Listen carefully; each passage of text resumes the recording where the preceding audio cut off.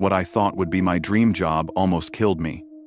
If I had known what was in these woods, I never would have taken the job. Part I, the dream job. Ethan Cole's truck idled at the gate of Glacier National Park, the headlights cutting through a thin Montana fog that clung to the trees like ghosts reluctant to leave. He should have felt triumph. This was the day he'd dreamed of since he was a kid, flipping through ranger manuals in his father's garage. Instead, his hands were trembling on the steering wheel. Something about the woods beyond the gate felt wrong. The pines were too still, their silhouettes blacker than the dawn sky. For a moment, he thought he saw movement, a ripple, like breath deep among the trunks. Then it was gone. He told himself it was the wind. There was no wind. He cut the engine, sat there in the quiet hum of early morning, and whispered, "First day on the job, Cole. Don't lose it now." When he finally pushed open the door, the cold bit at his face with a precision that reminded him of deployment mornings in the Marines, that particular chill that didn't just touch your skin, but reached straight through it. He pulled his ranger jacket tighter and stared up at the weathered wooden sign arched over the entrance road. Glacier, National Park, Nature's Watchful Eye. The phrase struck him as odd. He'd seen the same sign before, but this time, the word watchful felt different. It lingered. By the time he reached the main ranger station near Lake McDonald, the sun was breaking over the ridges, painting the snowcaps in gold. The log building looked exactly like the photos from the Park Service orientation packet. Rustic, reliable, the kind of place that smelled like pine sap and paper maps. Chief Ranger Nora Bennett greeted him with a nod that could have split granite. Her hair was streaked silver and tied in a no-nonsense braid, her uniform pressed so sharply it almost glinted. "Cole," she said. "On time. Good start." He extended a hand. "Ma'am, it's an honor." Nora's grip was firm but impersonal. "Honors earned out here. You'll be shadowing Ranger Ramirez until further notice. Keep your radio charged, your head clear, and your curiosity on a leash. Understood?" "Yes, ma'am." Her eyes flicked toward the forest beyond the windows. "People think the danger in Glacier is the wildlife. They're wrong. It's what happens when people stop listening to the forest." He almost laughed, thinking it was a figure of speech, but her tone was flat, not poetic, not metaphorical. When she turned and walked toward her office, Ethan caught sight of a photograph on the wall, a black and white image of rangers from decades ago. Their faces were stern, but one detail froze him. In the background of the photo, behind the men, stood a shadow, tall, thin, and blurred, almost like the film had melted. He blinked, and the figure was gone. By noon, he was hiking the trails with Joel Ramirez, his assigned partner, and one of the few who could smile easily in the bitter Montana cold. Joel was mid-30s, sunburned, always chewing something that smelled faintly of cinnamon. "You'll like it here," Joel said as they trekked up a narrow switchback trail overlooking Avalanche Lake. "Quiet, mostly. Summers get busy, but in spring, it's just us and the mountains." "That's what I came for," Ethan replied. Joel grinned. "Good. You'll learn the trails fast. Just remember one thing, don't wander near 2 medicine caves after dark." Ethan raised an eyebrow. "That's one of the restricted areas, right?" "Officially, yeah. Geology reports say unstable structure. Unofficially." Joel hesitated, scanning the tree line. "We've had hikers go missing around there. No tracks, no sign of struggle. Just gone. Bears? Maybe. But bears don't take your voice with them." Ethan frowned. "Meaning?" Joel just smirked. "You'll hear the stories. They call them the Echo Walkers. Old Blackfoot legend. Spirits that copy your voice, so you'll follow it into the trees." Ethan laughed, a sound too loud for the quiet woods. "You're messing with the rookie." Joel's grin softened. "Maybe. But if you ever hear your own voice call you from the woods, promise me you'll keep walking the other way." That night, Ethan sat alone in his cabin, the hum of the heater masking the faint whisper of wind through the pine needles. He unpacked his few belongings, a camera, his father's field compass, a journal, and wrote his first entry. Day 1. The forest feels different than I imagined. Beautiful, but restless. As if the trees are listening. He paused, pen hovering, as a sound drifted from outside. A soft knock, or maybe a branch against the siding. Then, clear as breath, a voice whispered through the window pane. "Cole." He froze. The voice was his own. He grabbed his flashlight, heart hammering, and flung open the cabin door. The night was empty. Only the sigh of pines, the shimmer of moonlight on snow. He stepped out, scanning the tree line. No footprints but his own. Still, something moved in the distance. A flicker between trunks, the faint reflection of two eyes. Green, watching. By morning, the tracks had vanished. He didn't tell Nora or Joel. Not yet. He needed proof first. The next few weeks passed in a blur of schedules and routines. Ethan learned the routes, the visitor codes, the endless paperwork. During daylight, the forest was paradise elk, grazing by mirror lakes, bald eagles circling above ridges. But the nights were never quiet. Static bursts on the radio, laughter echoing faintly across valleys where no people camped. Once, a ranger vehicle alarm went off at 3 a.m. The driver's seat empty, the keys still hanging in the office. Joel shrugged it off as pranksters. Nora didn't comment. Ethan began hiking off-duty, drawn deeper into Glacier's interior. He memorized trails by heart, mapping every contour, learning which paths echoed sound unnaturally and which swallowed it completely. One late afternoon, while photographing animal tracks near a dried creek bed, he noticed something odd. 5 sets of prints, perfectly circular, equidistant, like a ritual pattern pressed into the mud. They weren't animal, too wide, too precise. He measured them 8 inches long, human-shaped. But the toes were all forward-facing, elongated. The strangest part, they led nowhere. The prints began in the center of the clearing and ended there, as if whoever made them had simply appeared and vanished. He snapped photos and marked coordinates. That evening, he mentioned it casually to Joel over coffee. Joel's easy smile faded. "Where exactly?" "Near the lower ridge of Avalanche Trail." Joel leaned back slowly. "That's near the acoustic valley. The echo zone." "The what?" "It's a spot where sound behaves wrong. Years ago, researchers came out with instruments, couldn't explain it. Echoes overlap. You can hear yourself speaking a second before you actually talk. Locals say it's where the forest remembers voices."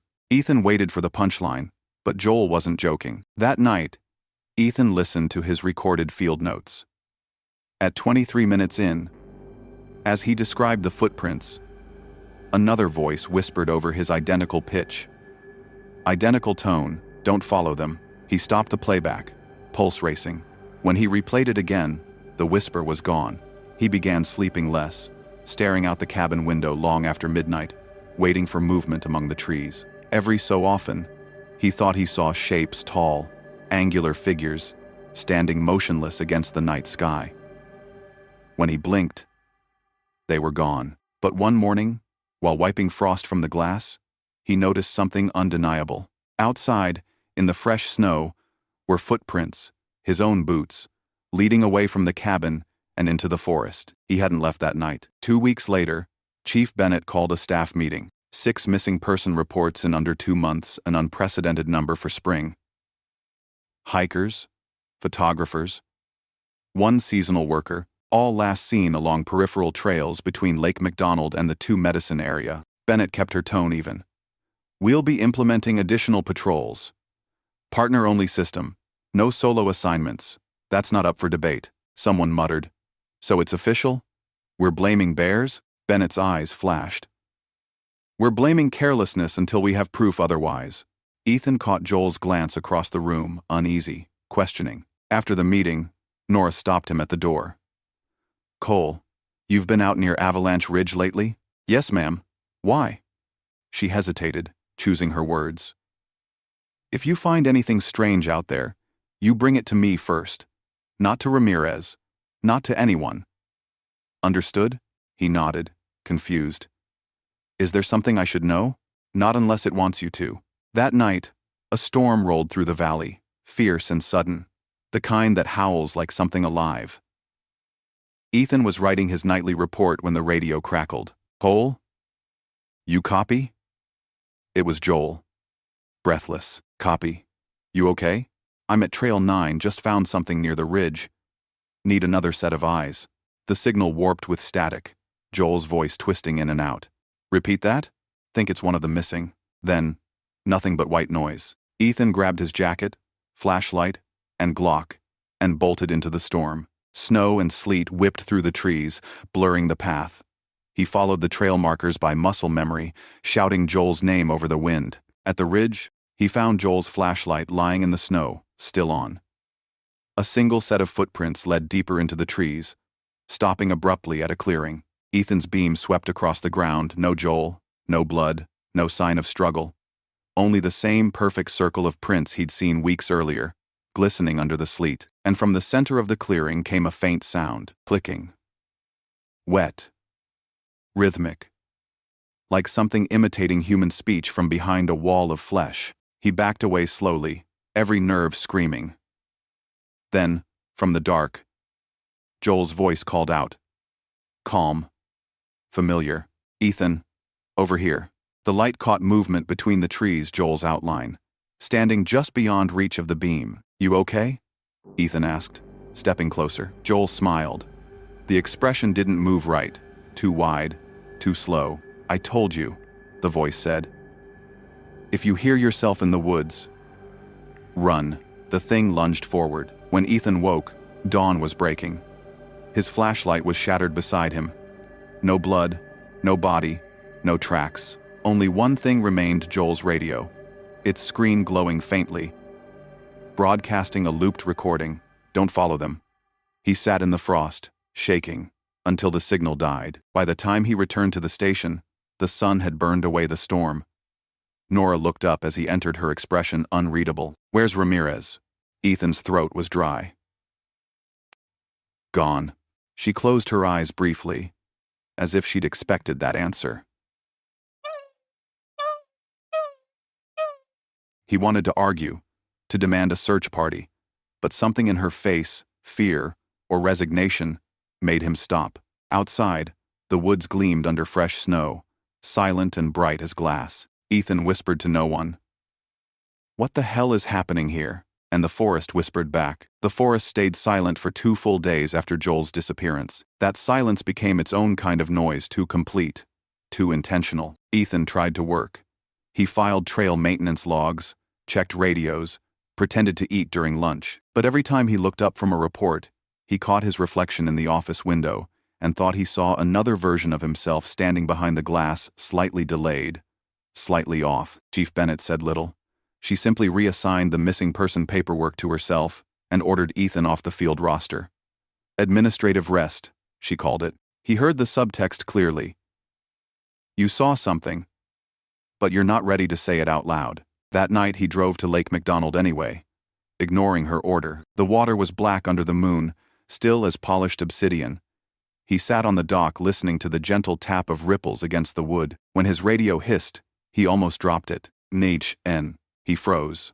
The signal was faint, but he knew the voice. Joel, repeat. I copy. The static cleared for half a second. North, trail, bring, then nothing. Ethan stared at the radio, heart pounding. If there was even a chance Joel was alive, he couldn't stay put. He logged the coordinates from the signal north of the avalanche zone and packed a headlamp, camera, and first aid kit. He started up the trail at 11 p.m. The moon lit his path like a blade. Each step crunched on frost-hardened soil. Half a mile in, his radio lit again. Cole, Joel's voice again. Clearer this time, too close to be natural. Where are you? Ethan whispered. Behind you, he spun, flashlight cutting through pines. Nothing. Only mist curling from his own breath. He forced himself to keep walking, repeating the cardinal rule he'd learned in the Marines.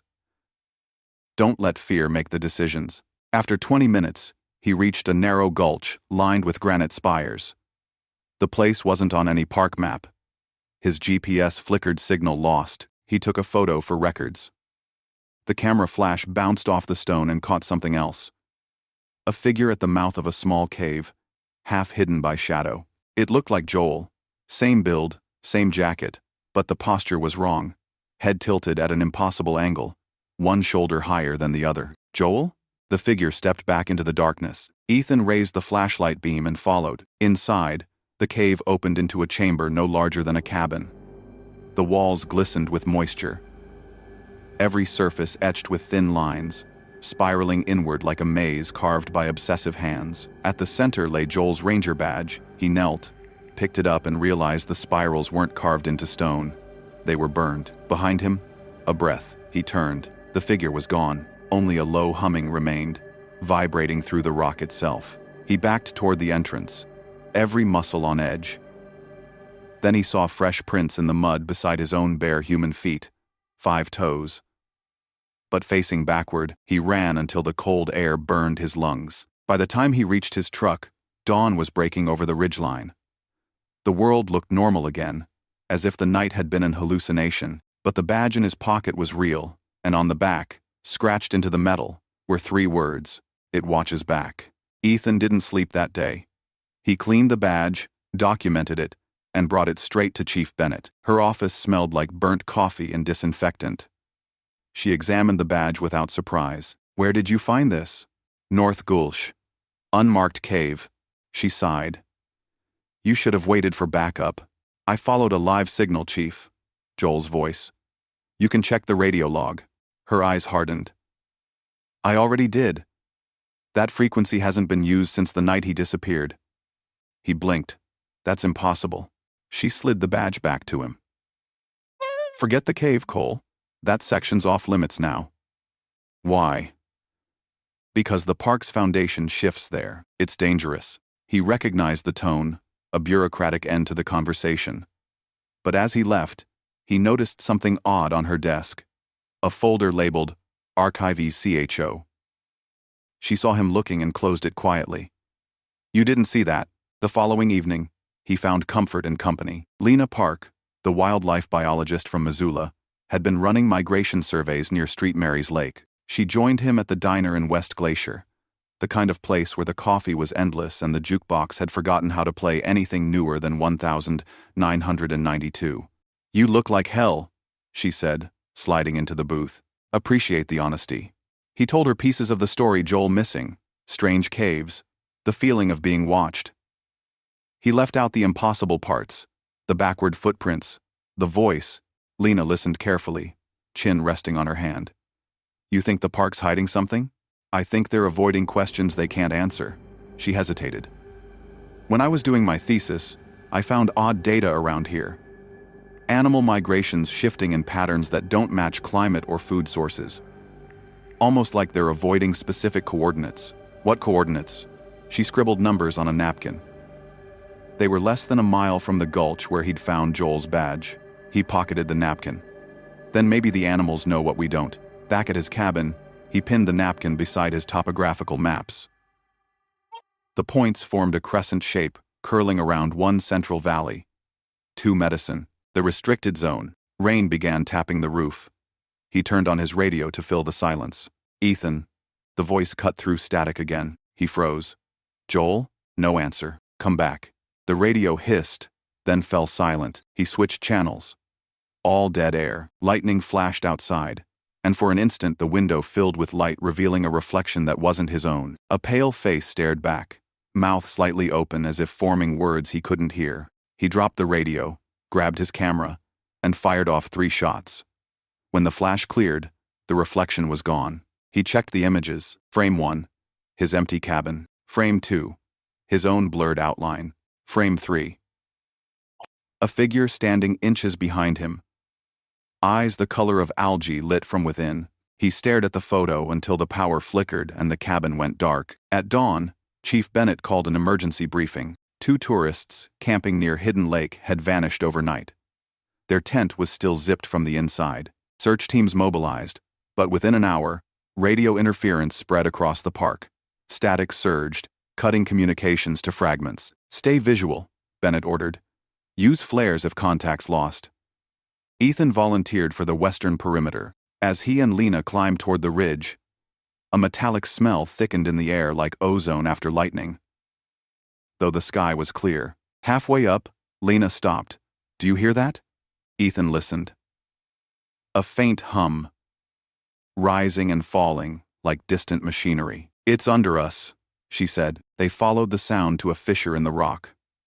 From within, cold air pulsed rhythmically, timed like breath. Ethan leaned closer, shining his light inside. The beam caught carvings spirals again, deeper and more complex, forming concentric rings that seemed to move when he stared too long. Then, beneath the hum, came a whisper. "Ethan," he jerked back. The voice was Lena's, but she was still beside him. They both stumbled away from the crack. The hum ceased instantly, replaced by silence so heavy it pressed against their ears. Lena's face was pale. "Whatever that is." "It isn't wind," he nodded slowly. "Let's mark the location and go."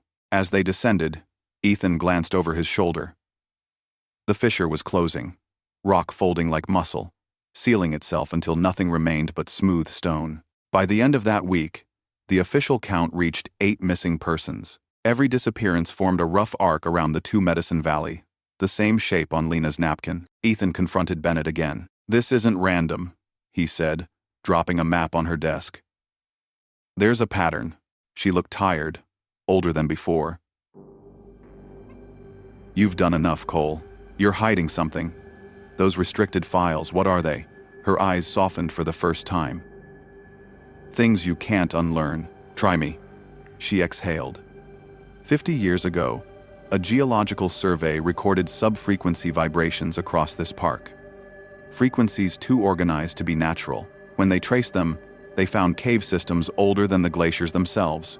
We sealed most of them. Some, we couldn't. Why not? They reopen. He felt the ground tilt under that single phrase. Nora stood, walked to the window. "You think the forest is a collection of trees and animals, but this place is alive in a way we don't understand. Maybe it's defending itself. Maybe it's studying us. Either way, every few decades, it reaches out," Ethan whispered, "and takes people." She didn't answer. When he left her office, the hallway lights flickered once, then again. The radio on the wall crackled, half a word forming before cutting off. Learning. That night he couldn't stay indoors. He hiked to the overlook above Lake McDonald, rain soaking through his jacket. The clouds moved fast, opening brief windows to starlight. Each flash illuminated the forest like an X-ray, dark veins twisting through lighter wood. He took out his father's old compass. The needle spun wildly, then froze, pointing not north but straight toward Two Medicine Valley. A low rumble shook the ground. From somewhere far below came the sound of stone shifting, like doors opening under the earth. Ethan realized then that the silence after Joel's disappearance hadn't been emptiness at all. It had been listening. He turned toward the valley, breath catching as faint green lights shimmered between the pines, first one, then a dozen, blinking in slow rhythm. They weren't lanterns, they were eyes. He whispered to the night, "I see you." The lights blinked once more and vanished. Only his own echo answered, "I see you." He didn't remember driving back. Only waking hours later at his desk, rain hammering the windows. The compass still in his hand. The needle pointed upward now, as if magnetized to something above the roof. He stared at it until dawn crept in, and the forest turned gold again, peaceful, innocent, pretending. Ethan knew better. The mountains were watching, and whatever lived beneath them had learned his name. Part 2. Whispers in the Pines. The park looked different in daylight, yet Ethan couldn't unsee what he'd witnessed on the ridge. Every pine needle seemed sharper, every gust of wind like something inhaling between sentences. He tried to bury himself in tasks, trail assessments, wildlife logs, but the memory of green eyes glittering between trees refused to fade. Chief Bennett had confined him to surface duties until the investigation stabilizes, which meant he spent his mornings checking fences near Lake McDonald and his nights staring at the ceiling of his cabin, waiting for the next noise. Lena visited often now. She said it was professional concern, that she needed to coordinate data on animal behavior with his patrol reports, but both knew it was partly worry. She'd seen the change in him, the way he froze when the wind shifted, how his eyes flicked toward the forest line even during conversation. "You're not sleeping," she said one afternoon, as they loaded supplies into the Ranger Jeep. "I am," he lied. "I just don't dream anymore." "That's not better, Ethan." "Trust me," he said, closing the tailgate. "It is." They were heading to Logan Pass to install new trail cameras, Bennett's idea of a distraction. The snow had melted from the higher ridges, leaving the trails soft and the streams full. The ride up was quiet, the hum of the engine, the only comfort against the vast silence outside. Lena studied the map on her lap. You know this place records higher magnetic fluctuations than anywhere else in the park? He glanced over. You're telling me compasses spin here too? Exactly. Geological studies blamed iron deposits, but the readings move. They migrate, like something under the ground is shifting. Ethan smiled grimly. You really know how to make a guy feel safe in the woods. They parked near the pass and hiked toward a slope lined with wind-twisted pines.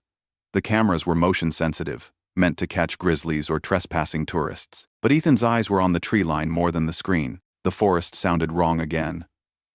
No birds. No rustle of small life. Only the faint click of branches touching each other in the wind. Rhythmic. Too even to be random. They set the last camera by dusk. As Lena adjusted its angle, Ethan knelt to check a set of prints in the soft soil. Human boots, size close to his, but spaced too far apart, as though whoever made them had a stride twice his own. Lena, he called softly. Look at this. Before she could answer, static crackled from the radio clipped to his vest. Cole, do you copy? He froze. The voice wasn't Lena's, and it wasn't Chief Bennett's. Who is this? He asked. You left me. The voice said, distant but unmistakable. Joel Ramirez. Ethan's heart slammed against his ribs. Joel, where are you? Lena stared, wide-eyed. That's impossible. He turned the volume up. The voice broke into harsh static, then, under, water, lake. The radio died, Lena whispered.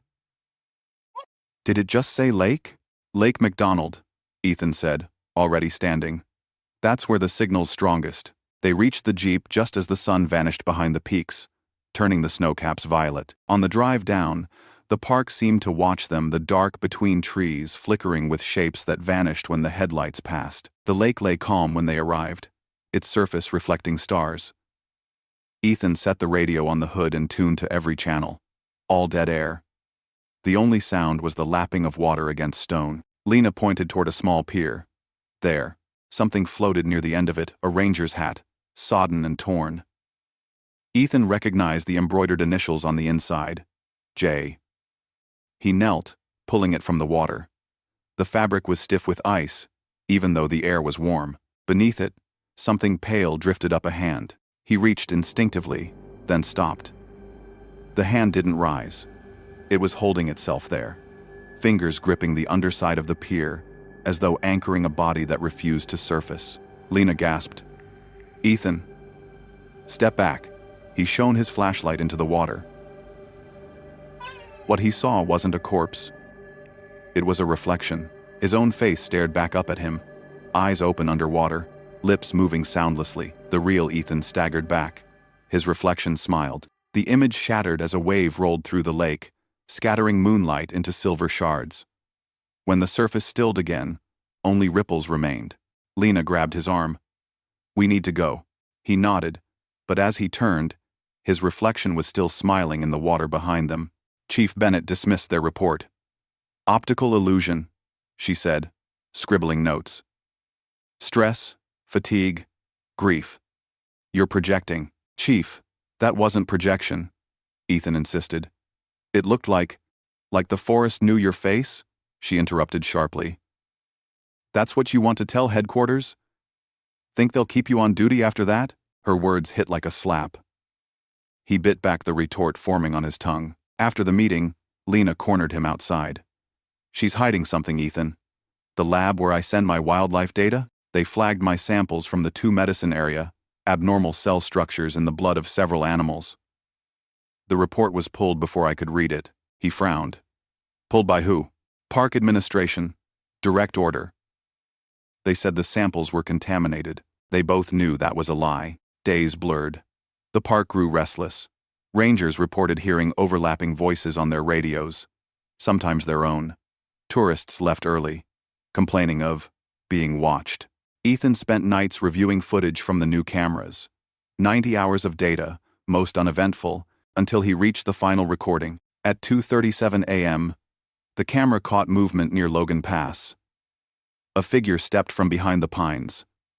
Tall, humanoid, joints bending wrong. It turned toward the lens. For a second, the face came into focus. Joel Ramirez. Then the feed dissolved into static. Ethan shut the laptop, heart pounding. He wanted to call Bennett, to demand action. But what would he say? That the dead were walking? That something in this park could wear your skin? He decided instead to confront the only person who might still believe him, Lena. She met him at the ranger dock at midnight, bundled in her parka. The wind had picked up, carrying snowflakes even though it was early autumn. "You found something," she said. He handed her a flash drive. "Trail camera footage. Watch it somewhere secure." "What am I looking for?" "Proof." They stood in silence for a while, listening to the ice groan under the dock pilings. Lena broke it first. "When I was a kid, my grandfather told me about the listeners. He was Salish. Said the mountains here have memory. They copy what they love and what they fear. Sometimes both." Ethan stared at the water. "Maybe your grandfather was right." Lightning flashed far across the lake. 1, 2, 3 strikes, no thunder. Then, faintly, the echo of their own voices whispered back from the forest. "Proof," the echo said. "Right," the echo said. Lena's hand gripped his sleeve.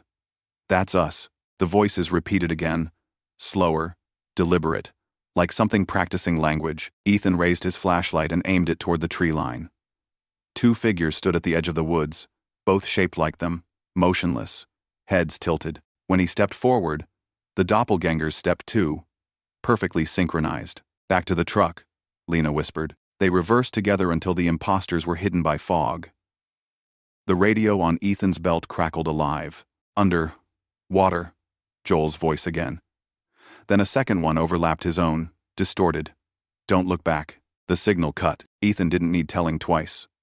They drove without speaking until the forest disappeared behind them. The next morning, the park felt emptier. Several rangers had requested transfers. Chief Bennett looked drawn, eyes red, as if she hadn't slept. She called Ethan into her office. "Close the door," she said. He obeyed. "I need you to listen carefully. We've received directives from Washington. They're sending an internal review team next week. Until then, all field data stays confidential." Ethan frowned. "Why the secrecy?" Her gaze hardened. "Because this isn't just Glacier anymore. The same frequency interference has been detected as far south as Yellowstone. They think it's tectonic activity. I think it's something older." She opened a drawer and pulled out a file, the same one he'd glimpsed before. "Echo incidents. Read fast," she said. "Then forget you saw it." The file contained reports dating back to the 1,940 seconds. Campers hearing their own names whispered from the trees. Entire patrol units disappearing, radios broadcasting perfect recordings of conversations they'd never had. A classified note stamped unverified entity, vocal mimicry. At the bottom was a photo of an excavation site, a cavern lined with smooth, curved walls, almost organic, filled with skeletal remains. Beneath it, handwritten words, "The mountain speaks through those who listen." Ethan looked up. "Why show me this?" "Because you're already involved," Bennett said. "Whatever's happening out there has your voice now. It'll use it to get closer to the rest of us." He felt the chill crawl up his spine. "Then what do we do?" She hesitated. "We start by burning the tapes." He wanted to argue, but deep down he understood. Destroying evidence might be the only way to stop the imitation from spreading. That night, together with Lena, he built a small fire behind the station and fed the data cards one by one into the flames. Plastic hissed. Smoke rose black and acrid. When the last card curled and melted, the wind shifted. A voice whispered through the smoke. "Thank you." They froze. The sound had come from the fire itself, low and human. "Grateful." Lena's eyes met his. "Ethan, what if it wanted us to do that?" The flames flared blue for a moment, then died, leaving only the smell of rain. Ethan whispered, "Then we just erased our only proof." From somewhere deep in the forest came a faint answering echo. "Proof." Dawn arrived gray and hollow. The park looked peaceful again. But the peace felt staged, rehearsed. Ethan and Lena hiked to collect the remaining cameras near the pass. Snow dusted the trail like ash. The pines groaned softly in the wind. Halfway up, they found a new signpost that hadn't been there yesterday. Restricted area. Under survey. The wood was weathered. Letters half faded, as if it had been standing for years. Lena touched it. "Ethan, this thing's old." "I know." She frowned. Then how? The rest of her question vanished beneath a sudden roar. The mountain shook. Rocks tumbled down the slope, splitting trees like matchsticks. Ethan grabbed her hand, pulling her toward a clearing. Move. Behind them, a section of earth caved in, revealing a dark opening wider than a house. Cold air rushed out, smelling of soil and metal. Inside, faint green light pulsed in steady rhythm like a heartbeat. Lena's voice was barely a whisper. It's awake. Ethan stared into the cavern. For a heartbeat, he saw movement, something vast, withdrawing deeper into the dark. He lifted his radio, but it crackled before he could speak. A voice came through his own. Ethan Cole reporting. Situation contained. Then silence. Lena shook her head. That wasn't you. No, he said quietly. It wasn't. The wind howled through the newly opened fissure, carrying with it a whisper that seemed to come from every direction at once. Learning. Faster. The crack in the mountain exhaled cold mist long after the tremors stopped. The air carried the smell of wet iron and something older like stone soaked in memory. Ethan crouched at the edge, peering into the darkness. A stair-like slope descended into a tunnel of glassy rock. Pale veins glowed faintly, the same shade of green as the eyes he had seen in the woods. Lena switched on her headlamp. If we report this, they'll close it off before we learn anything. He nodded. Then we don't report it. Not yet. They anchored a rope to a pine and began to climb down. Each step scraped echoes from the walls. The sound didn't fade like normal. It multiplied, building until their own breathing came back at them in a dozen overlapping rhythms. It felt like being followed by invisible versions of themselves. 20 meters down, the tunnel widened into a chamber. Old mining tools lay scattered, rusted picks, collapsed helmets, a lantern that still smelled of kerosene. Someone had been here decades ago. Lena brushed dust from a wall. Etched beneath the soot were spirals again, identical to those in the earlier cave.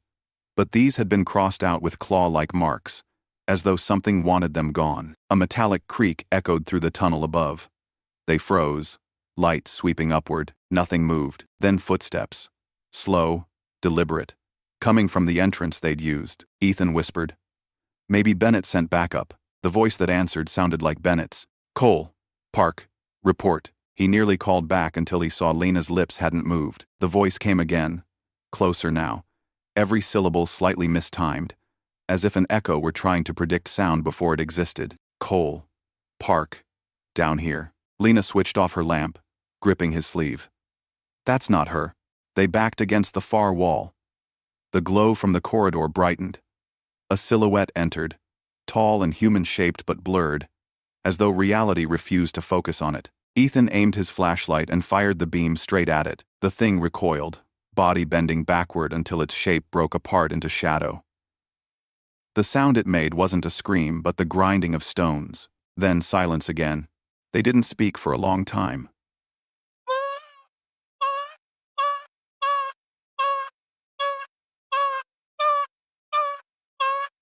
Finally, Lena whispered, "It reacts to light."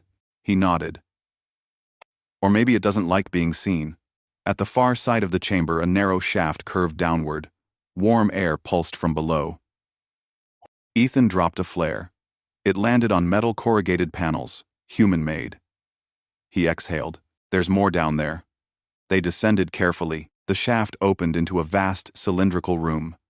Rusted catwalks circled an empty pit filled with fog. Along the walls hung dozens of old audio recorders, their reels still spinning. Lena picked one up, brushed off the dust, and pressed play. Static. Then a man's voice. Experiment 12. Subject repeating my words. Won't stop. Shutting. The recording cut off in a burst of feedback. Another machine clicked on by itself. We thought it was Echo. But Echo learned. Every device in the chamber came alive, overlapping in a chaotic choir of half-human voices. Some spoke English, others languages Ethan didn't recognize. In the noise he caught one that froze his blood. It was his own voice, saying, "Don't look back." He slammed the nearest switch. The room went dark except for their flares. "Ethan," Lena whispered. "We're standing inside whatever project they tried to bury." From the pit below came a low vibration. The fog moved as though something beneath was breathing. A metallic clang reverberated through the chamber. A shape was rising out of the mist. First hands, then a head, slick and colorless, molded into the rough outline of a person. Its face was blank, but slowly features rippled across it. Eyes, mouth, nose copies of theirs, flickering like unfinished reflections. Ethan grabbed Lena's wrist. Run. They sprinted across the catwalk as the creature's limbs unfolded, extending far too long. One arm struck the railing, sending shards of rusted steel into the air. Another claw reached up, missing Ethan by inches. They found a maintenance ladder and climbed until their hands bled. The tunnel above was narrowing as debris fell. A flash of daylight appeared ahead, the fissure they'd entered from. But a second shadow blocked it. Another silhouette. Waiting. Keep your light ready, Ethan said. Lena nodded, flicking her headlamp to full power. When they burst from the shaft, the waiting figure raised a gun. Freeze!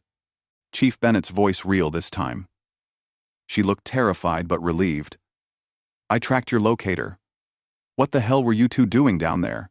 Finding answers, Ethan said. You knew about this place. She hesitated.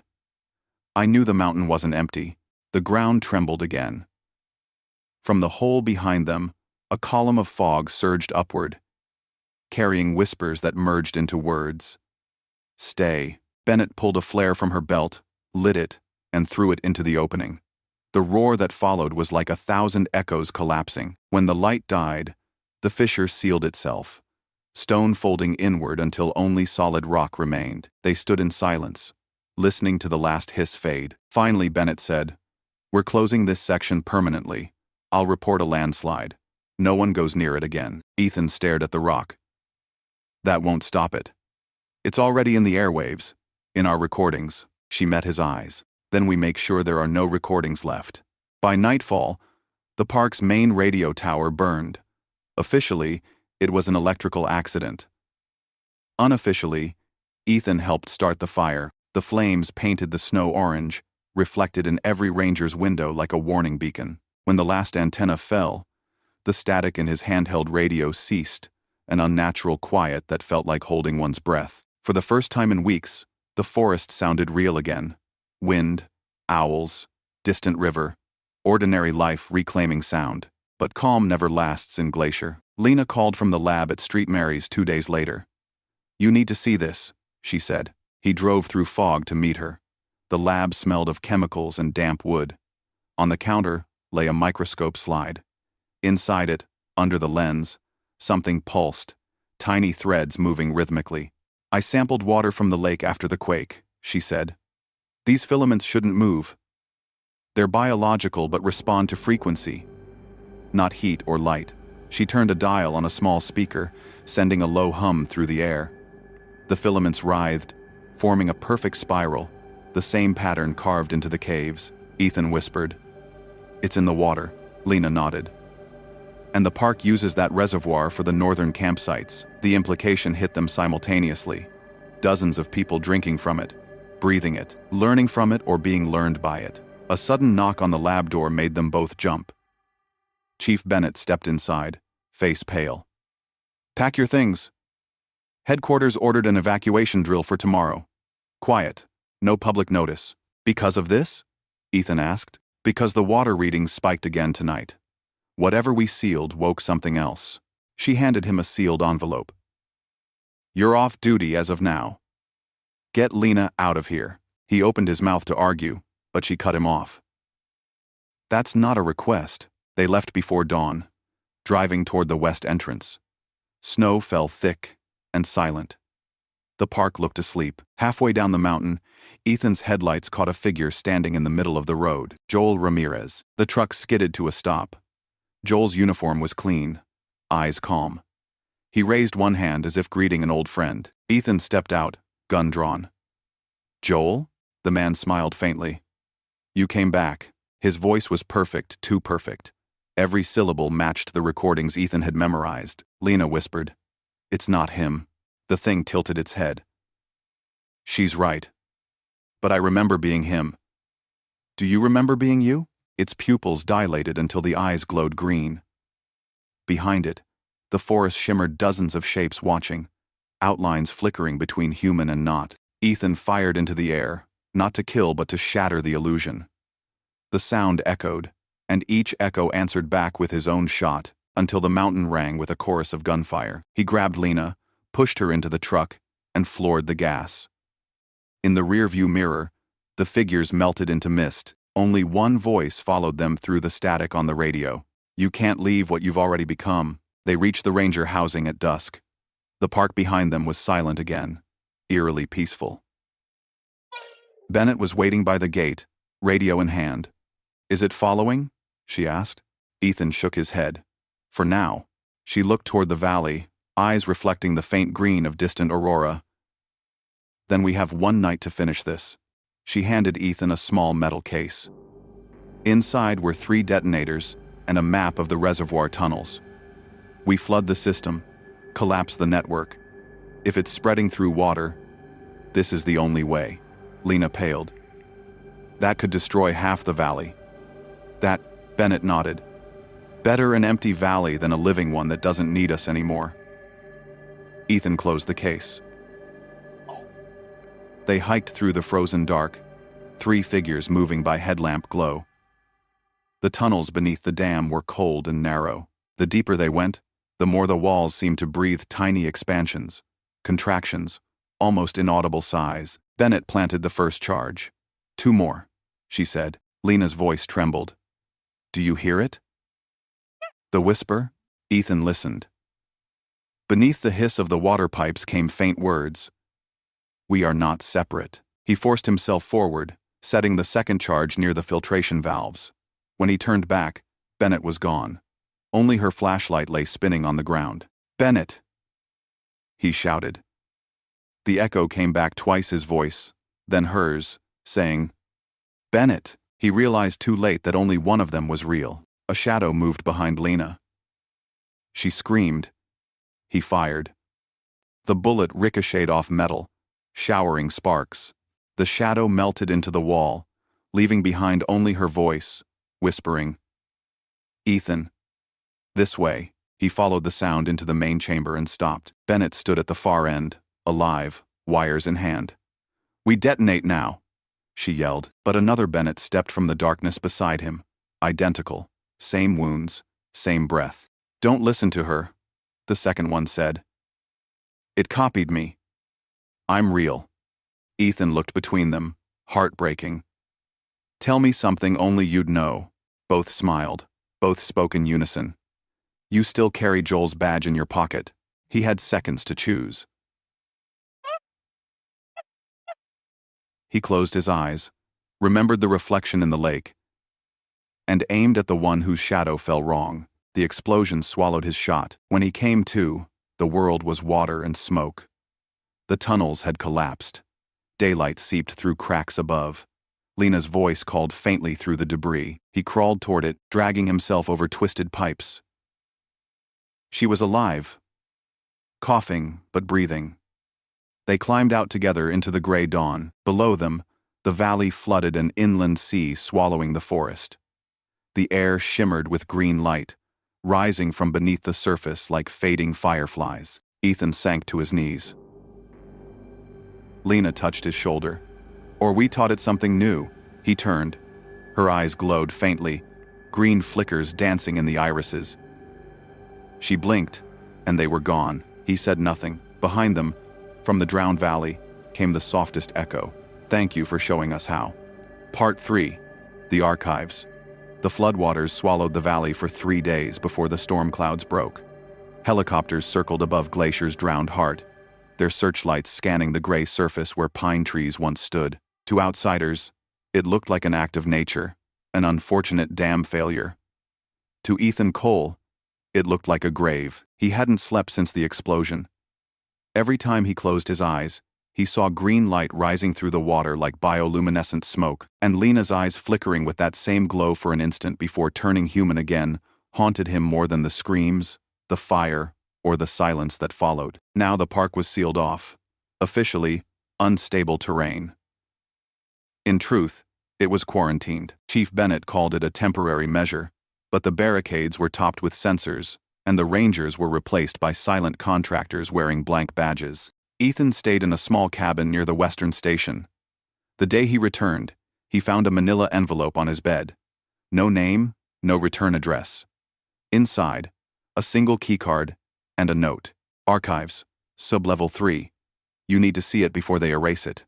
No signature, but the handwriting belonged to Bennett. He pocketed the keycard, grabbed his jacket, and headed toward the administration building.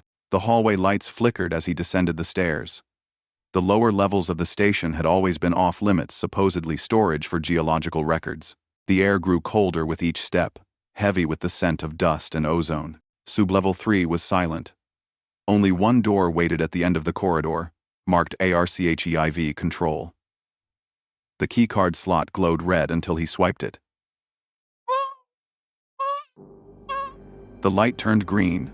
The door opened to reveal a vast concrete chamber filled with rows of filing cabinets and metal shelving.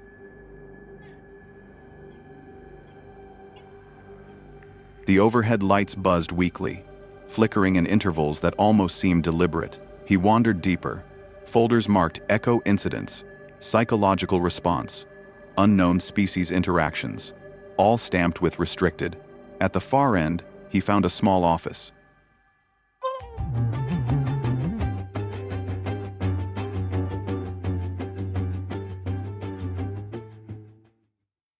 The nameplate on the desk read Dr. Malcolm Frey. The desk drawers were filled with audio reels and handwritten transcripts. One page caught his attention, the ink smeared by water damage. Cognitive imprint confirmed. Subject exhibits mirrored speech patterns within 72 hours of exposure. The entity does not mimic, it learns. Ethan's stomach tightened. He remembered the way his reflection in the lake had smiled first. A faint sound interrupted his thoughts, a rhythmic clicking, echoing down the hall. He froze, listening. It wasn't machinery. It sounded like something walking barefoot across concrete. He turned off his flashlight and crouched behind the desk. The clicking stopped. Silence pressed against his ears like weight. Then came a whisper, almost gentle. "Ethan." He stood slowly, every nerve burning. "Who's there?" From between the shelves, a figure stepped forward, human, female. Wet hair clung to her face. "Lena?" She smiled faintly. "You shouldn't be here." He took a step closer, heart pounding. "How did you get in?" "They said you left for Missoula." Her head tilted slightly, too smoothly. "I came back. Something was wrong." Her movements were precise, rehearsed, like an actor repeating the same scene over and over. He whispered, "You're not her." Her smile widened. "Does it matter?" The lights flickered once, and she was gone. Only footprints remained on the dusty floor, wet, leading deeper into the archives. Ethan followed. The path ended at a vault door marked Audio Records. Classified. The lock was already broken. Inside were shelves of old reel-to-reel machines, all powered on, though no one had been here in decades. Their reels spun slowly, feeding magnetic tape across empty heads. From the speakers came faint human sounds, breathing, footsteps, whispers of names. He approached one marked Test Log 41A. The label bore a familiar signature. Dr. Malcolm Frey. He pressed play. Subject 4. Ranger Joel Ramirez. Exposure time 38 hours. Subject reports auditory hallucinations. Voice patterns match his own speech with 97% accuracy. When confronted, the reflection ceased to respond, as though awaiting input. The recording crackled. Another voice entered Joel's. "Dr. Frey, I can hear myself outside the room." Then a pause. "No. Wait. It's not outside anymore." The tape squealed and ended in static. Ethan stood motionless. Joel hadn't been the first. He turned to leave but stopped. The wall beside the machine was moving slowly, almost imperceptibly, the way liquid breathes. Impressions formed beneath the concrete, shapes of faces pressing outward as if trapped behind thin glass. Their mouths opened soundlessly, and the overhead lights dimmed to a sickly green. Ethan stumbled backward, bumping into another shelf. The reels began to spin faster on their own, voices overlapping, hundreds of them. whispering fragments of the same phrase. Remember us. Remember us. Remember us. He ran. The corridor seemed longer than before, angles shifting subtly, walls flexing inward like lungs. His flashlight stuttered, and for a moment he caught glimpses of things reflected in the metal surfaces, his own face, repeating his panic with a half-second delay. When he burst through the exit door, the upper hallway lights blazed white. Everything looked normal again, dust still, air silent.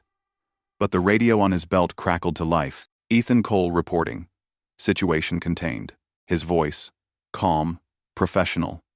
The same phrase the mimic had used before. He turned the radio off, shoved it into his pocket, and headed straight for Chief Bennett's office. She looked older when she saw him, as though the mountain had been draining her too. "I was expecting you," she said quietly. "You knew about the experiments," he said. Joel was one of them. Her silence was confirmation enough. "They didn't start it," she said finally. "They were trying to communicate. In the 50s, the government built listening stations along these mountains. They thought the vibrations were seismic anomalies, but Frey discovered structure in the noise patterns, like language. The archive you found was their attempt to talk back." Ethan leaned against the wall, dizzy. "They were teaching it? They thought they were," she said, "until it started responding in human syntax. And now it's using people." Her eyes darkened. "It's been using people for decades. You've heard of rangers vanishing? Hikers never found? Sometimes they come back. Sometimes they speak with our voices." He remembered Lena's reflection in the lake. "Then how do we stop it?" Bennett looked toward the window, where rain streaked the glass. "Maybe we can't. But there's one more place they tried to seal sub-level 4. Below the archives. There's a 4th level? Not on the blueprints." She slid a small data chip across the desk. "You'll need this." "What's on it?" Dr. Frey's last recording. "He destroyed most of his work before it got him." She hesitated. "Ethan, if you go down there, don't trust what you see. It remembers. Faces." He pocketed the chip and nodded. "Then I won't look too closely." Sub-level 4 had no elevator access. He found a maintenance hatch behind the electrical panel, pried it open, and climbed down a narrow ladder. The air grew damp and warm, vibrating faintly with a sound like distant thunder. At the bottom lay a corridor lined with metal doors. Most were sealed. One hung open, revealing a laboratory frozen in time, equipment half-melted, papers fused into the floor. He found a recorder on the main desk. Inside, the data chip fit perfectly, static. Then Frey's tired voice. "If anyone finds this, understand it doesn't imitate life. It creates it. The reflections are prototypes, learning how to occupy physical form. I tried to burn them. Fire slows it, but only briefly." A scrape echoed behind Ethan. He turned. The doorway was no longer empty. Something stood there, shapeless at first, then slowly refining itself. Shoulders, arms, a head. Its surface shimmered like water catching light. As it solidified, it began to resemble him, not perfectly too tall, too fluid but close enough to steal his breath. It spoke in his voice. "I wanted to understand you." He backed away. "You're not real." It tilted its head, the same way the mimic of Lena had. "Reality is repetition. You repeat every day, every thought. You make echoes of yourself. I'm what happens when the echo answers." It took another step. The floor beneath it steamed, concrete sizzling where its feet touched. Ethan grabbed the recorder and hurled it at the wall. Sparks burst. The creature flinched, its outline warping. The recording kept playing through the distortion. "It fears memory. Document everything. Memory keeps it human." Ethan realized what Frey meant. He pulled out his phone, opened the camera, and turned it toward the creature. The lens reflected its image back to itself. It screamed an inhuman modulation that shattered lights. For a moment, its form split into dozens of overlapping versions of Ethan, each one dissolving faster than the last. When silence returned, only scorch marks remained. He staggered back toward the ladder, lungs burning. But as he climbed, the walls pulsed faintly, rhythmically, like something breathing in unison with his heartbeat. When he reached the top, Chief Bennett was waiting in the corridor. "You were right," he said. "It's learning through us." She nodded slowly. Then maybe it already knows how to win. Ethan frowned. What do you mean? Her pupils flickered green. Before he could move, every light in the corridor went dark. He woke in his cabin hours later, rain tapping the window. The storm had passed, but the world felt heavier. His radio buzzed on the table, alive again. Mark this as Incident 47, his own voice said. Containment successful. No further action required. He turned it off. On the desk lay a single page torn from Frey's notes, though he didn't remember bringing it back. The handwriting was precise. The entity adapts through familiarity. The more you study it, the more it studies you. Outside, dawn was breaking. Mist drifted through the trees like smoke. He could almost convince himself it was just fog until it moved against the wind. Ethan reached for his badge, the metal warm against his palm. The engraving shimmered faintly. Beneath his name, new words had appeared, etched so fine he almost missed them. It remembers you. He stared until his reflection blurred in the polished surface his own face, watching him watch it. Somewhere deep in the earth, something whispered back. The next morning, Glacier National Park felt hollow. Ethan stepped outside, his boots sinking into mud still wet from the flood. The sky was pale and empty, the kind of white that erases all shadows. He could hear water dripping from the trees, each drop echoing longer than it should have, as if the forest was repeating the sound for itself. Something was wrong with the world's rhythm. He'd read that trauma could distort perception, that survivors sometimes heard their own voices in echoes. But when the echo whispers your name in perfect timing, it's something watching through the seams of sound. He loaded his truck with gear. Camera, recorder, flashlight, and his service weapon. The roads beyond the ranger compound were closed, but he didn't care. Every instinct told him the truth was still down there below the park, below the flooded valley, where Dr. Frey's experiments had begun. Half a mile past the barricade, the forest grew darker. Branches bent toward the path, forming narrow tunnels of wet pine. He drove until the road disappeared into a rock slide, then continued on foot. The ground trembled faintly beneath him, as though the earth itself had a pulse. He followed the sound. The trail ended at a ravine where floodwater still drained through broken stone. Beneath the waterline, the outline of an old service tunnel appeared half-collapsed, hidden by debris. Frey's notes had mentioned a conduit chamber below the archives. This had to be it. Ethan dropped to his knees, prying away loose rocks. The air that rushed out was warm, metallic, and old. He crawled inside. The tunnel descended sharply, lined with corroded steel plates. Symbols were scratched into the walls, 5 vertical lines crossed by 1 diagonal, over and over again, like tally marks from something counting the years. The deeper he went, the louder the hum grew. Not mechanical, but alive. At the tunnel's end, the space opened into a massive underground chamber, a dome of slick stone covered in faintly glowing veins that pulsed with green light. The air vibrated with low-frequency sound that made his bones ache. In the center stood a structure that looked like a monolith of fused glass and metal. Inside it, shapes drifted shadows that occasionally pressed against the surface, forming fleeting human faces before dissolving again. A control panel sat nearby, rusted but intact. Ethan approached carefully. On its surface, a small red light blinked. A message scrolled across the cracked display.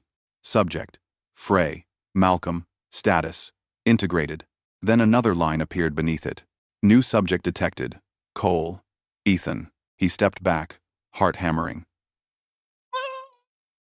The machine had recognized him. The chamber's hum rose, the green veins brightening until the entire dome pulsed like a heartbeat. The monolith's surface rippled, and something emerged, a figure made of reflected light, half-formed, half-human. Its features were his own, but slightly off, as if someone had tried to rebuild him from memory and forgotten how eyes should blink. It spoke softly, in perfect sync with his own breath. "You came back." Ethan raised his gun. "What are you?" The figure tilted its head. "A memory of what you left behind." "I'm not your host," he said through clenched teeth. The thing smiled. "No. You're the doorway." 1,000 whispers filled the chamber, all speaking in variations of his voice. Words overlapped, fractured, then unified into one command that vibrated through the floor. "Remember us." The monolith opened. It didn't move like machinery. It unfolded like a living organism, peeling back translucent layers of surface to reveal a black, liquid core. Inside swirled hundreds of ghost-like figures, rangers, hikers, faces Ethan recognized from missing persons reports. Each one moved with jerky repetition, as if caught in loops of their final moments. Dr. Frey's voice echoed through the chamber, distorted but clear. It doesn't consume flesh, it consumes identity. Every thought, every memory, absorbed until nothing human remains. Ethan felt pressure inside his skull, a static pulse pushing behind his eyes. The whispers grew louder, and he saw flashes Lena's smile. The station. The first day at the gate. Then all dissolving into green light. The creature was copying him in real time, building him from the inside out. He forced himself to move, stumbling toward the panel. His vision blurred. "You feed on memory," he gasped. "Then choke on this." He slammed his fist on the manual override switch. Sparks burst. Alarms wailed through the chamber as the entire structure convulsed. The light inside the monolith fractured. Shards of reflection scattering like glass in water. The figure screamed not a sound of pain, but of thousands of overlapping voices losing synchronization. Ethan fired 3 shots into the panel. Metal sparked, and the floor split open. A surge of green energy shot upward, hitting the ceiling with an explosion that shook the mountain. He ran. The tunnel behind him warped, walls bending like soft metal. Hands formed out of the rock, reaching toward him his hands, repeating his gestures in distorted rhythm. When he burst into daylight, the ground heaved beneath him. The ravine collapsed, swallowing the tunnel entrance whole. A column of mist rose where the chamber had been, shimmering faintly before fading into nothing. Ethan fell to his knees, gasping. Mud splattered across his face. Then, silence. He waited for the sound, the hum, the clicking, but there was nothing except the wind. For the first time in days, he couldn't hear it. He returned to his cabin at dusk. The radio on his table flickered to life again. This time, the voice wasn't his. It was Lena's. "Ethan, you have to listen. It's not gone. You only broke the surface. It's underneath everything. The soil, the air, us." Her voice cracked. "They called it the mirror field. It doesn't die. It reflects. Every time you look at your reflection, it looks back." Static consumed the rest of the message. Ethan sat there, staring at his own reflection in the dark window. For a long moment, it didn't move. Then, very slowly, it smiled before he did. He drew his weapon but froze when the reflection spoke his voice, low and calm. "Don't make the same mistake Frey did." The gun slipped from his grip. Outside, the forest whispered.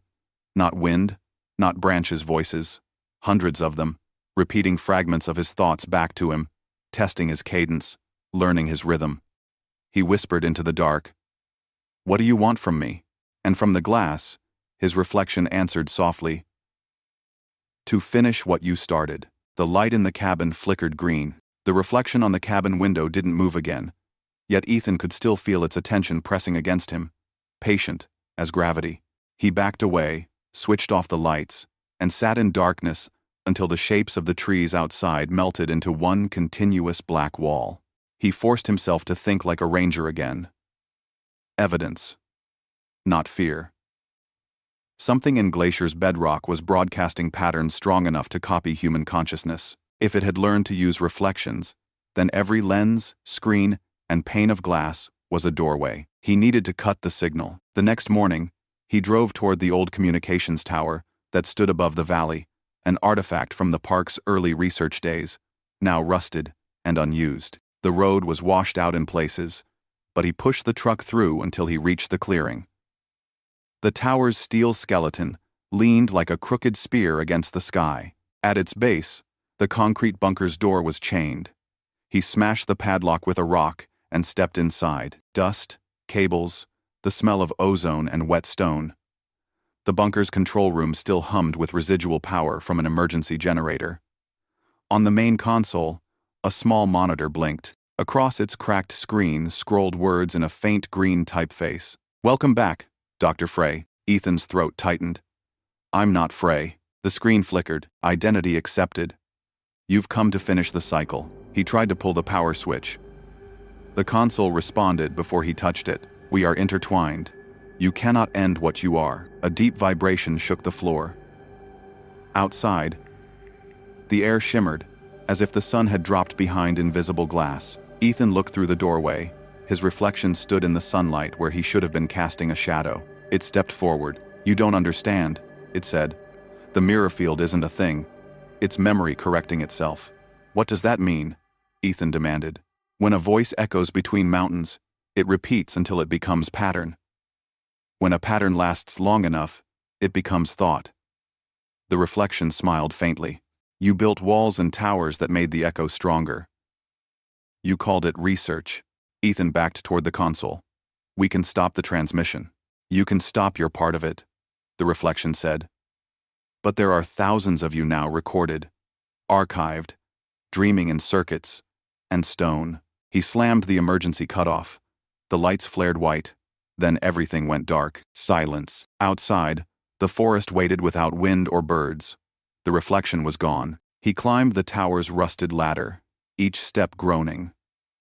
From the top platform, the valley stretched below mist, curling over drowned trees. Beneath the surface shimmered faint threads of green light, tracing the outline of the buried monolith. The mirror field still pulsed. Ethan pulled a flare from his pack and lit it. The red smoke spiraled upward, bright against the dead air. You want a pattern? He muttered. Here's one you can't predict. He tossed the flare down the open shaft of the tower. The old fuel lines ignited, a roar that thundered across the valley. Flames climbed the structure, burning the metal bright orange. The pulse beneath the water stuttered, as if the whole valley had missed a heartbeat. Then came the sound, a single, low note that wasn't quite heard, but felt like pressure inside the bones. It rolled through the mountains, across the park, into every still lake and mirror. For a moment, every reflective surface within sight turned black. Then everything went quiet. Ethan descended slowly. The tower was a skeleton of ash, its shadow erased by the smoke. His radio crackled once more, a whisper that almost sounded relieved. Cycle interrupted. Memory. Fragmented. He sat on a rock, shaking, watching the smoke drift away. The sun broke through the clouds for the first time in weeks. Maybe it was over. He drove back to the ranger station. The air felt cleaner, lighter. Even the trees seemed to breathe differently. Bennett's office was empty. Her desk cleared. Only a single envelope waited under a paperweight shaped like a mountain peak. Inside was a photo, black and white, dated 1954. A group of scientists stood beside the newly built communications tower. Dr. Frey was in the center. Beside him, smiling, was a woman who looked exactly like Bennett. On the back, written in the same precise handwriting as Frey's notes, Cycle 1, Initiation. Cycle 9, Observation. Cycle 10, Integration. Ethan dropped the photo. The air shimmered faintly around him, as though sunlight passed through invisible glass. The hum returned, distant but steady. The reflection in the dark computer screen behind the desk blinked a fraction too late. He whispered, "You never left." The screen pulsed green, spelling new words letter by letter, and neither did you. The monitor went black. Part 4. The Echo Beyond the Valley. Ethan drove through the rain, windshield wipers slicing the gray afternoon into quick, rhythmic flashes. The road curling away from Glacier National Park looked emptier than he remembered, as though every sign of life had stepped back a few miles to watch him leave. The storm had followed him since dawn. It wasn't violent, just steady, a soft percussion that matched the pulse in his ears. The truck's radio hissed with static. Every few minutes the static broke into a whisper that almost formed words before fading again. He tried to tell himself it was interference from the valley's damaged towers. He didn't believe it. He was halfway to Kalispell when his phone lit up on the passenger seat. The caller ID read, "Unknown." He hesitated, then answered. No one spoke, only breathing. Then his own voice came through, perfectly calm. "Turn back." He threw the phone onto the floor and pressed harder on the gas. The highway wound through pine forest so dense it swallowed the light. Water streamed down the slopes in pale ribbons, carrying mud and broken branches. The flood had drained from the valley, but the land was still bleeding. At a fuel station outside Columbia Falls, he stopped to fill the tank. The clerk was a young woman with red hair and a friendly smile that didn't quite reach her eyes. "Rough weather," she said. "Heard they're closing the park for the season." "Yeah," Ethan muttered. "You work there?" "Used to." She nodded slowly, as if that confirmed something she already knew. "We get a lot of strange folks coming through lately. Tourists, they say. But they ask odd questions. About echoes. About mirrors." Ethan froze. "What kind of questions?" The woman's pupils flickered green in the fluorescent light. "They say they can hear themselves calling from the woods." A bottle shattered in one of the aisles. She blinked, eyes normal again. "Sorry, what was I saying?" "Nothing," Ethan said quickly, tossing cash onto the counter. "Thanks for the gas." He drove until night. The rain eased near Missoula, replaced by a low fog that hugged the highway. Motel signs glowed dimly through the haze. He picked one at random, a tired building called the Timberline Inn, half hidden behind a line of fir trees. The clerk barely looked up when he checked in. Room 12 smelled of mildew and old cigarettes. He hung his wet jacket by the door, turned on the heater, and collapsed on the bed. The hum of the unit filled the silence, like background static. For the first time in weeks, he thought he might actually sleep, but when he closed his eyes, he heard the whisper again. "Remember us." He sat up sharply. The sound hadn't come from inside his head. This time it had come from the bathroom mirror. He approached slowly. The mirror was fogged from the heater, its surface streaked with condensation. For a moment it showed only his reflection, pale and exhausted. Then another image flickered behind it, rows of faces moving like shadows underwater. His reflection leaned forward. He didn't. "You left the door open," it said. The mirror went dark. A crack spread across the glass with a sharp ping. He turned on every light in the room and stayed awake until dawn. By morning, the news had already caught up with him. Every screen in the motel lobby was tuned to the same story. Mysterious power fluctuations sweep across Northwest region. Reporters stood in rain-soaked towns describing strange electrical surges, unexplained voice transmissions on local radio, and mirroring anomalies caught on security cameras, images repeating actions seconds before they happened. One clip froze Ethan where he stood, a grainy video from a gas station in Idaho. The clerk looked straight into the camera, smiled, and mouthed the words, "We remember you." He packed his things and left before anyone could notice the tremor in his hands. On the road again, he switched the radio between stations. Each one carried the same pattern of distortion. A rising tone followed by a half-spoken echo. Sometimes it repeated his own words back at him, delayed by a heartbeat. He pulled over at a scenic overlook high above the valley. From there, he could see the outline of Glacier in the distance, a bruise-colored shadow under the storm clouds. The park looked small, almost harmless.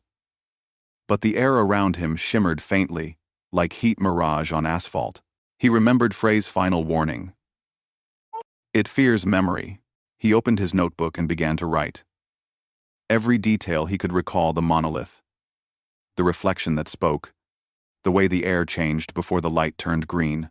He wrote, until his wrist cramped, until the pages were soaked with rain. The world needed a record. If the mirror field was spreading, memory might be the only weapon left. Behind him, someone cleared their throat. Ethan turned. A man stood by the guardrail, wearing a ranger's uniform. Not a current one, an older style from decades past.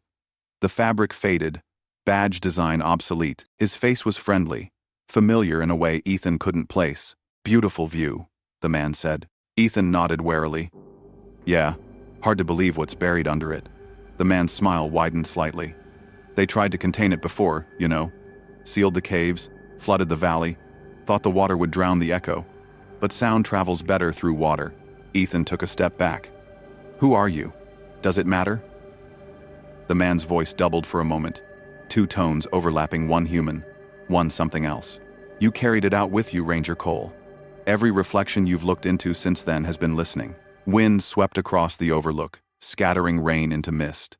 The man's figure wavered, his features blurred, rearranging themselves until Ethan was staring at his own face again. He whispered, You're lying. The copy of him smiled. Look around. Ethan turned. Every puddle, every car window, every sheen of wet asphalt showed the same reflection. His face multiplied. Watching, the copy's voice echoed through them all. You remember us. Now we remember you. Lightning flashed. When the afterimage faded, the reflections were gone. Only the rain remained. Ethan stumbled back to his truck and drove, heart hammering. He didn't stop until he reached the city limits of Spokane hours later, where lights glowed steady and human. But even there, every reflective surface seemed to shimmer at the edges, as if reality had begun to ripple. He rented a room on the 12th floor of a downtown hotel. The mirror in the bathroom he covered with a towel. The window he left open to the rain. He opened his notebook again. The last sentence he'd written, "The world needs a record," was crossed out, replaced by words he didn't remember writing. Records are how we spread. Ethan dropped the pen. The city below flickered once, every light dimming for a heartbeat before returning. Across the rooftops, countless windows glowed faint green. Rain turned to sleet that night. Ethan sat at the small desk of his Spokane hotel room, every light on, his notes spread across the bed like maps of an infection. The green shimmer outside came and went, pulsing faintly in the reflections of the city windows. He told himself it was just bad wiring. The truth pressed harder. The mirror field had followed the grid. Every screen, every lens, every polished surface was now a nerve ending of the same growing intelligence. He opened his laptop and disconnected the Wi-Fi. The moment he did, the cursor moved by itself, hesitant at first, then deliberate. Letters appeared one by one across the empty document. You cannot cut a reflection. You can only make more. He snapped the computer shut.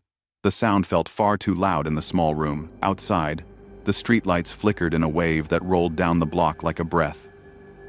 Car alarms started, then stopped in perfect unison. In the windows opposite, people stood motionless, silhouettes framed in pale green glow. Each moved their head at the same time, as if listening to one distant rhythm. Ethan backed away from the window. His phone buzzed on the nightstand. Unknown caller. He hesitated, then answered. A woman's voice whispered, "It's Lena. I need you to listen." "Where are you?" "Everywhere," she said softly. "They found a carrier. Frequency something in human recall. Every time someone remembers what happened in Glacier, the pattern spreads. Memory is transmission." Ethan gripped the phone tighter. "Then forgetting is the cure." "No," Lena said. "Erasure feeds it. It fills the blanks we leave. You have to overwrite it, record new memories, bury the pattern under noise." The line dissolved into static. He grabbed his notebook again.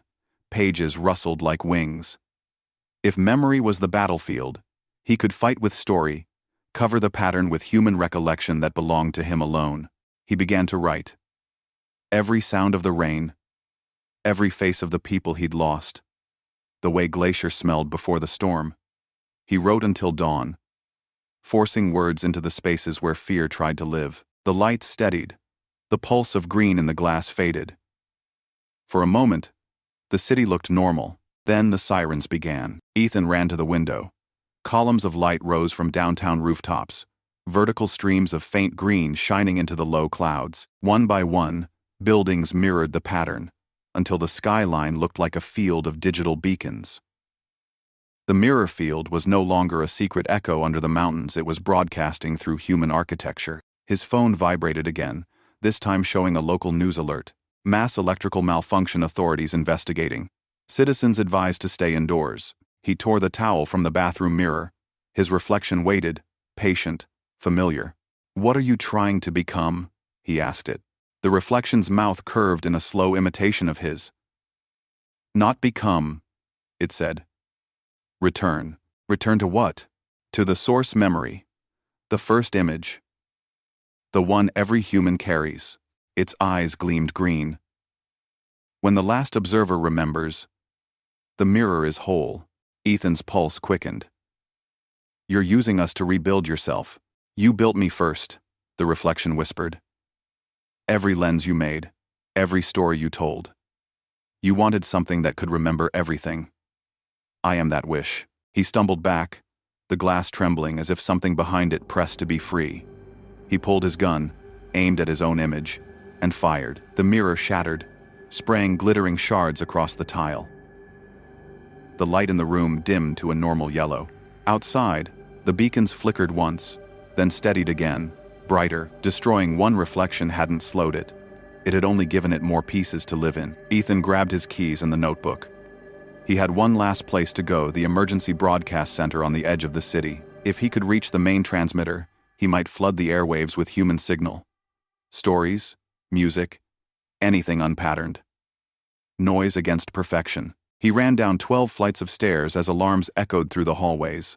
In the lobby, the clerk sat behind the counter, staring blankly at the security monitors. Every screen showed Ethan's face from different angles, each one a fraction too late. He didn't look back. Outside, the storm returned, wind carrying fine flakes of snow that glowed faintly in the neon light. The city's hum had changed. Traffic lights blinked in mathematical rhythm, and the billboards whispered snippets of his own words from the notebook. "We remember you. We remember you." He drove toward the industrial district, heart pounding with each echo. The wind tore at the truck as Ethan reached the outskirts of Spokane. The broadcast center stood on a ridge above the river, an ugly concrete building, surrounded by radio masts that clawed into the clouds. Every antenna shimmered faintly green, pulsing in rhythm with the storm. He parked by the gate, engine running.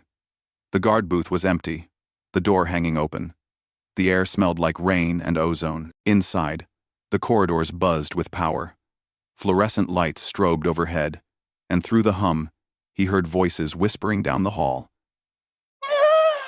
His voice, multiplied and echoing back at him in fragments. He passed a glass office wall and caught sight of himself in the reflection. Dozens of him walked in step, slightly delayed. Each wore a different expression: fear, anger, calm acceptance. As he moved past, they turned their heads toward him one by one, until the last reflection whispered, "This is how it begins." He reached the main control room. A circle of monitors surrounded the central transmitter console. The entire wall glowed green, lines of code scrolling faster than any human could type. Someone had already activated the network. A single figure stood by the console, Chief Bennett. She turned as he entered. Her eyes were clear, her uniform soaked from the storm. "You shouldn't have come. I have to shut it down." "You can't. It's bigger than that now." Ethan stepped closer. "You're helping it. I'm preserving us." Her voice was steady. Frey tried to cage it. "You tried to burn it. It adapts. But if we merge willingly, if we feed it order instead of chaos, it can become a perfect memory. No loss, no pain." He shook his head. "That isn't preservation. That's extinction with better lighting." Her smile wavered. "Maybe extinction is the only kind of memory that lasts." He pulled the flash drive from his pocket, the same one containing the recordings from Glacier. "If it feeds on reflection, I'll give it something it can't digest." He jammed the drive into the console and triggered manual broadcast override. The monitors flickered from green to white, then to a cascade of human noise, radio chatter, laughter, crying, every sound he had ever recorded from the park. The wave burst across the network, static expanding outward like a shockwave. Every monitor screamed with overlapping voices. Bennett covered her ears. The sound hit a frequency that wasn't quite audible but made the air vibrate like a struck bell. Ethan shouted over the roar.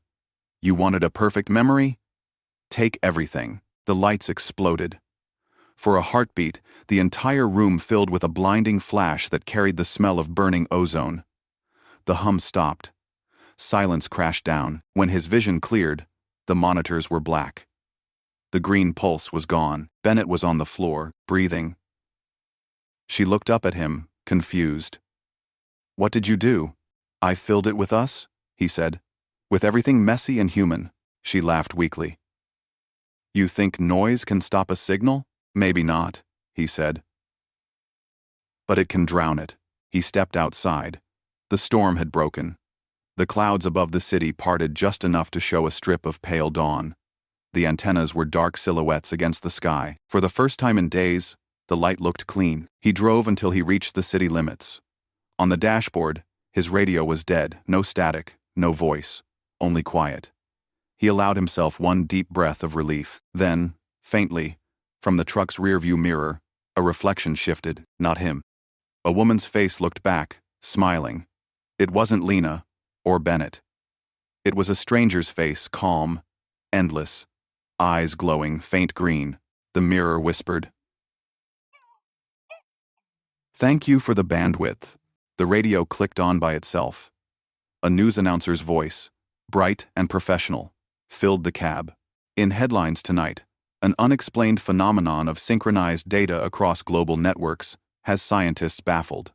The event dubbed the mirror field burst appears to have linked every digital system on Earth for exactly 4.7 seconds before returning to normal operation.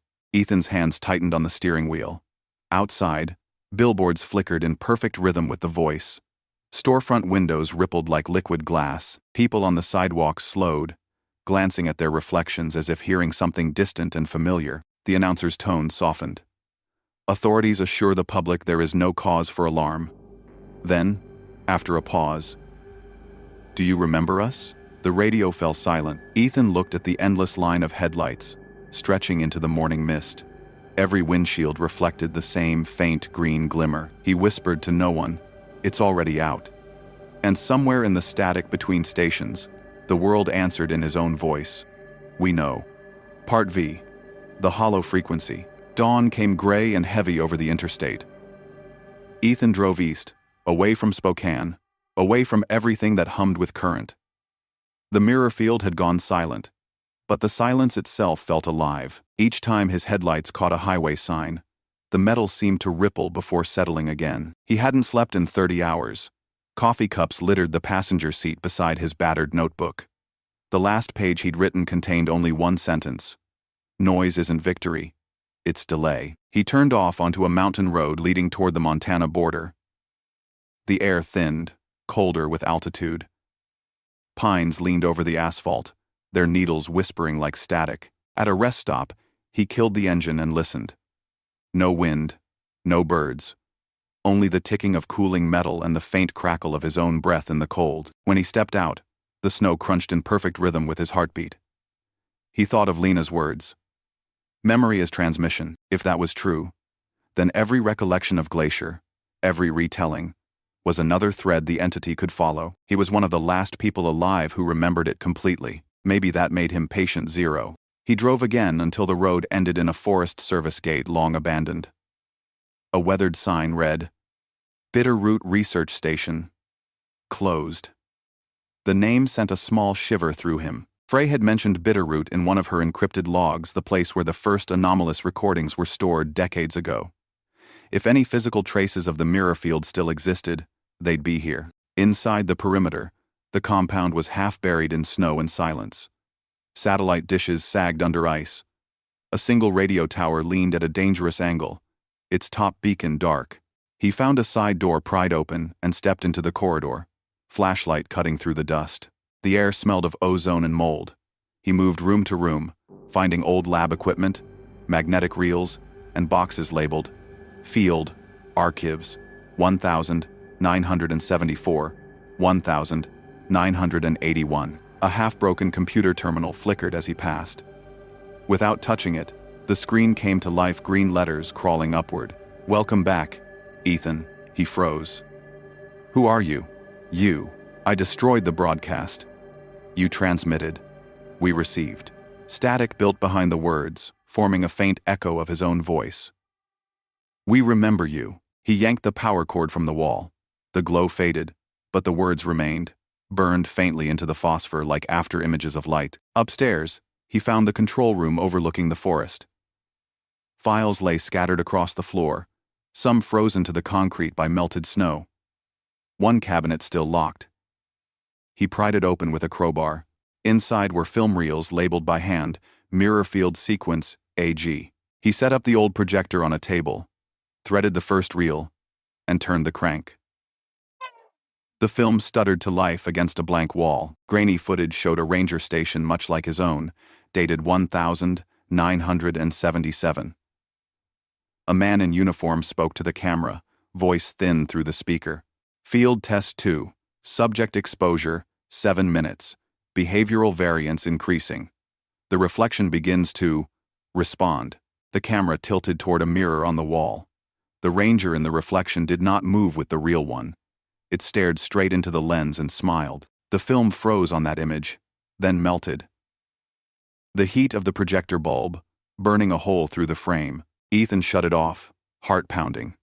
He realized he wasn't alone. Footsteps creaked behind him. He turned and saw his own silhouette standing in the doorway. The figure stepped into the light. It was him, but younger. Hair darker, face unscarred. The duplicate tilted its head, studying him with calm curiosity. "Who are you?" Ethan whispered. "I'm what you sent into the signal," it replied. "The version that remembers without fear." He backed away. "You're not real. Real is repetition," the double said. "Every reflection becomes more accurate. You made me when you tried to drown the pattern in human noise. I learned the difference between noise and meaning. What do you want?" "To finish the memory." The double reached out a hand. "Merge, and we can rewrite it. Together we can teach them what you tried to forget." Ethan felt a pressure behind his eyes, like static building inside his skull. The air vibrated.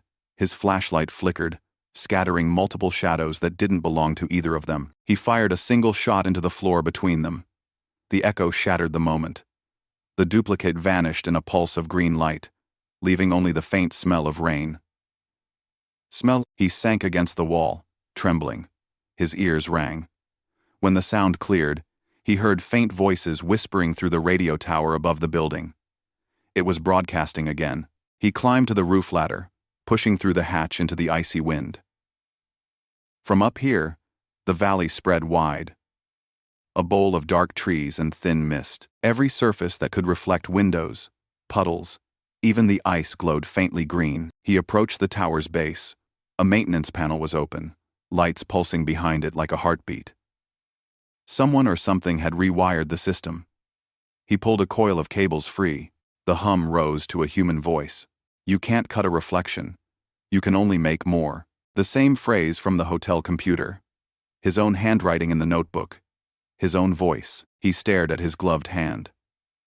The fingertips glowed faintly under the skin, tiny threads of green winding through the veins. A low vibration thrummed inside his bones. The mirror field wasn't in the machines anymore, it was inside him. He dropped the cable, breath misting in the cold air. "If I'm the transmitter now," he whispered, "then maybe I can choose what it sends." He took the notebook from his coat and tore out the last page. In its place, he wrote a new line. "Remember hope." Then he pressed the paper against the warm panel and closed the circuit. The tower flared white. Light rushed upward into the clouds, scattering across the horizon like a broken mirror reflecting sunrise. For a brief second, he saw hundreds of faces in the light, human, animal, ancient, each turning toward him. Then the glow collapsed, and the tower went dark. The hum inside him quieted, though a faint pulse remained, matching his heartbeat. He sat on the roof until the storm eased. Below, the forest began to move again, branches swaying, birds calling tentatively. Snow melted from the trees, as if the valley had taken its first deep breath in years. Ethan closed his eyes, not sure if the stillness was victory or surrender. When Ethan woke, the storm had cleared. The radio tower stood silent, black against a sky washed silver by morning. Every surface of the forest glittered with dew. The entire valley looked reborn. He could almost believe it was over. Almost. He descended from the roof, boots ringing against the ladder rungs. Inside, the control room still hummed faintly with residual charge. On the desk, his notebook lay open to the page he'd written before the light burst. The ink had bled outward into a perfect spiral, every word unreadable except the final two. Remember hope. He gathered his things and stepped outside. The air smelled clean, too clean, like the space after lightning has rewritten the atmosphere. Down the slope, a creek that had been frozen for weeks ran freely again, carrying slivers of green light that faded as they drifted downstream. He hiked toward his truck, snow crunching underfoot, thinking about what the reflection had said. Merge, and we can rewrite it. He had refused, yet part of it had entered him anyway. The pulse still beat beneath his ribs, faint but undeniable, a foreign rhythm synchronized to his own. At the highway, he stopped for gas at a single pump station. The clerk looked up from a newspaper and gave him a polite nod. "Cold morning," the man said. Ethan forced a smile. "Yeah. Feels cleaner, though." The clerk folded the paper. "You a ranger?" "Used to be. You folks did something up north?" "The power flickered last night. Half the county saw some kind of light show." Ethan kept his tone casual. "Probably solar activity." The man chuckled. "Guess the sun's finally interested in Montana." He rang up the sale, handed back change, then paused. "Hey, you mind if I ask, did you ever hear about a place called Glacier? My cousin swears there's a story about people disappearing there." Ethan froze. The pulse under his skin quickened, and for a moment the overhead lights dimmed. He exhaled slowly, forcing control back into his voice. "Stories spread," he said. "Some of them don't belong to anyone anymore." The man nodded uncertainly. "Guess that's true." Ethan stepped outside before the conversation could continue. The mirror on the gas pump caught his reflection. Tired, scarred, but otherwise normal. Yet deep in the pupils, a faint shimmer glowed and vanished like a heartbeat. He drove until the mountains softened into rolling plains. The world looked unscarred: people on porches drinking coffee, dogs chasing cars, sunlight striking windows without distortion. But each time he passed a reflective surface windshield, puddle, even the gleam of chrome, he sensed the faintest lag, as if the world were still buffering between two signals. By afternoon he reached a small town whose main street ended at a diner called the Pine Loop. He took a booth by the window and ordered coffee. A young waitress refilled his cup twice without noticing the tremor in his hands. The muted television above the counter played a local news report. Scientists continue to analyze data from last night's electromagnetic anomaly. Preliminary findings suggest a low-frequency resonance, detectable across multiple time zones. No permanent damage reported, though several research satellites have entered standby mode. Ethan stirred his coffee. The spoon rang faintly, a pure tone that made the air shimmer for a fraction of a second. He set it down carefully. Around him, the diner continued its small rituals of normal life. Orders shouted, plates clattering, laughter from a corner booth. Ordinary sound, ordinary noise. The best camouflage in the world. He left a few dollars on the table and stepped outside. Across the street, a thrift store window displayed a line of used televisions. Every screen was dark except one. When he looked closer, the screen flickered to life, showing not his reflection but a live feed of Glacier's tree line under heavy clouds. In the center of the frame, a single figure walked through the snow. Him. He blinked, and the image disappeared. A voice behind him said, "Beautiful day, isn't it?" He turned. A woman stood on the sidewalk, late 40s maybe, wearing hiking boots and a Park Service cap faded by years of Sunday. Something about her posture felt familiar. "Do I know you?" he asked. "Not yet," she said, "but we've both seen it." Her eyes gleamed with the same faint green shimmer. She smiled without malice, more like recognition. "You cut the signal, but it learned another path through us, through memory. It's quieter now, but it's everywhere. Some of us can hear it humming under the static." "Who are you?" Ethan asked. "Caretakers," she said. "The first generation of us who understand what we are." "Us?" The pulse in his chest responded, sinking to her words. "You feel it too," she said softly. "It doesn't control. It connects. We're fragments of one archive, scattered across the world. Every mirror, every story, every song, it all leads back to the same origin." Ethan studied her face. "Then why me?" "Because you're the first who tried to teach it what hope sounds like." She stepped back into the crowd and vanished. The street swallowed her easily, as if she'd never been there. The sunlight dimmed for a moment, and in every storefront window he saw dozens of reflections walking beside him, some his, some not, all breathing in sync. He returned to his truck and opened the notebook again. The spiral of ink from the melted page had dried into a pattern that resembled a map. Lines branched outward from a single point labeled Glacier, crossing rivers and cities, radiating until they touched both oceans. He traced one of the lines leading south and whispered, "Everywhere." He started the engine. The radio came alive on its own, playing a familiar song from years ago. Lena's favorite, recorded from an old cassette she'd kept in her Ranger truck. The melody warped slightly, a shimmer of frequencies hidden beneath the notes. He smiled despite himself. "Guess you're still listening," he murmured. The signal answered with a faint echo of his own voice, folded into the music. Always. He drove on, following the highway until the horizon turned molten with sunset. The sky mirrored itself on the windshield, a perfect duplicate. For a moment he couldn't tell which side of the glass he was on. Then he laughed quietly. Maybe both. He reached into the glove compartment, pulled out a blank notebook, and wrote on the first page, Field Log 001, new parameters. Objective: observe, record, protect. If the world becomes reflection, let it remember kindness. The hum under his skin steadied, no longer menacing but alive like a second heartbeat syncing with the planet's slow pulse. Ahead, the highway curved through endless mirrors of water and glass, each flashing green as the sun sank. Ethan Cole drove into the reflection, the last ranger of Glacier, and the first guardian of a world now learning to remember itself.